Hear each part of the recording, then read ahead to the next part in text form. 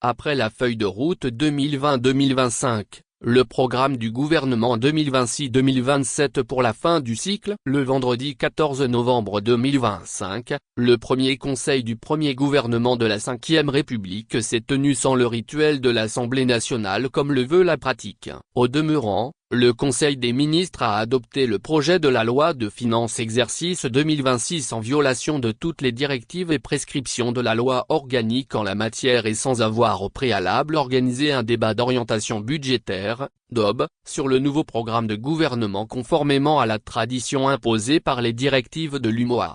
Voire plus logiciels financiers, dossiers politiques, opinions politiques, applications d'actualité, analyse politique, services de conseil en économie, matériel de reportage, photo, voyage organisé au Togo, abonnement à des journaux africains, formation en communication politique. Il faut noter également qu'avant le projet de la loi de finances pour l'année 2026, un correctif budgétaire est obligatoire étant donné que plusieurs lignes budgétaires avaient été suspendues pendant la période intérimaire de 5 mois à la suite de la démission de l'ancien gouvernement, à moins de répéter les incongruités de l'année dernière quand le correctif budgétaire de l'année en cours et le budget de l'année suivante ont été adoptés pratiquement le même jour. Voire plus logiciels financiers, outils de traduction linguistique, abonnement à des revues scientifiques, guides touristiques du Togo, journalisme d'investigation, voyages organisés au Togo, livres sur l'économie togolaise, cours de journalisme, dossiers politiques, services d'enquête journalistique. Le communiqué du Conseil du gouvernement relève que le budget exercice 2026 est en cohérence avec les orientations du document de programmation budgétaire économique pluriannuel,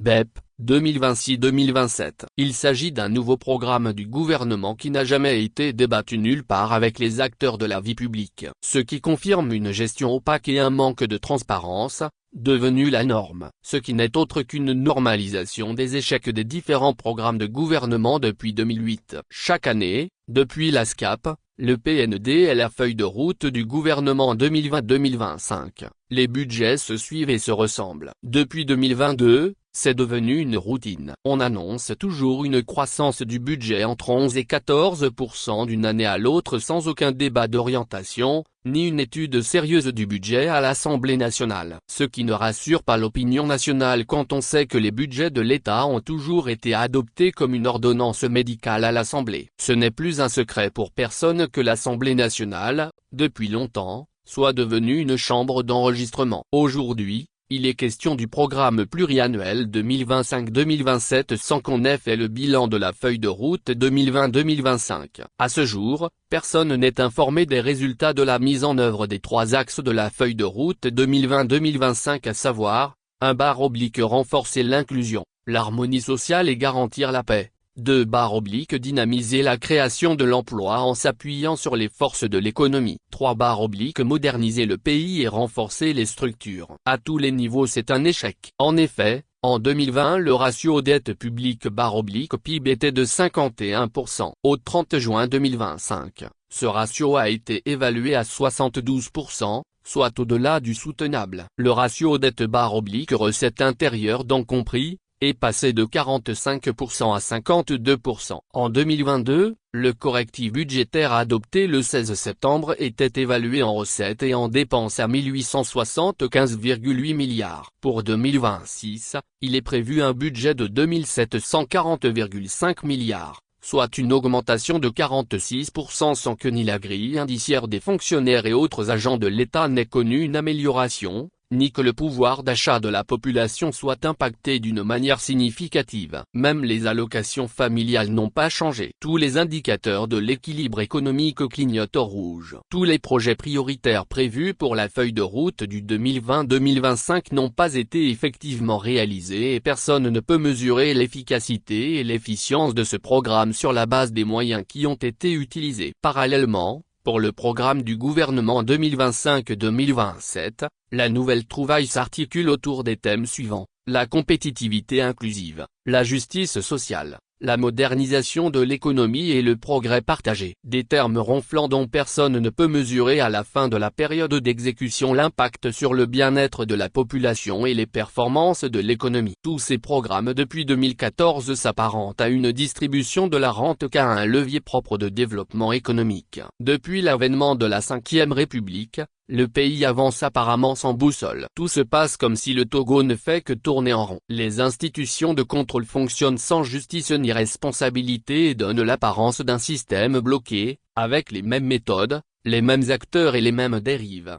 Un pays en fracture institutionnelle marqué par un effritement des liens sociaux et culturels. Tous les piliers de l'État sont presque dans l'immobilisme. Le pouvoir politique semble être sans vision, sans responsabilité, sans opportunité, avec des promesses sans lendemain. Il n'y a que des slogans. Pour bâtir, il faut un plan. Il y a une différence entre un slogan et un programme, encore moins une stratégie de développement. Pendant longtemps on a assisté à la manipulation de l'émotion à travers les discours sur le plan de développement sans aucune programmation des étapes avec des indicateurs mesurables. En tout état de cause, diriger veut dire assumer. Transformer les obstacles en levier d'action pour des résultats. D'où la nécessité de travailler dans la concertation et la conciliation, au risque de trahir et décevoir les générations futures. Il faut noter que l'absence d'une vision partagée pour une politique souverainiste est plus que visible. Tous les intellectuels, tous les cadres de l'État, au lieu de s'engager pour la justice, cherchent plutôt à plaire au pouvoir. D'où la nécessité d'une révolution de l'esprit. Malheureusement, beaucoup de situations qui devraient interpeller la conscience collective sont passées inaperçues. C'est regrettable que le cas de la sage-femme Grace Koumeyi n'a pas interpellé la conscience des juges togolais, de même que les agressions de Guy Marius Sagna et de la députée Kafui Adjamabo Johnson. Même la grève de la faim des détenus politiques entamée depuis le 8 décembre dernier n'émeut personne. La déshumanisation des prisonniers et détenus politiques a atteint un niveau qui les obligeait à faire ce sacrifice afin que leur cause soit entendue. À cette allure, on est en droit de se demander quelle est la vision du pouvoir des dirigeants du pays pour les 5 prochaines années. Malheureusement, on se rend à l'évidence qu'apparemment ils n'ont plus rien à construire à voir les prévisions des investissements,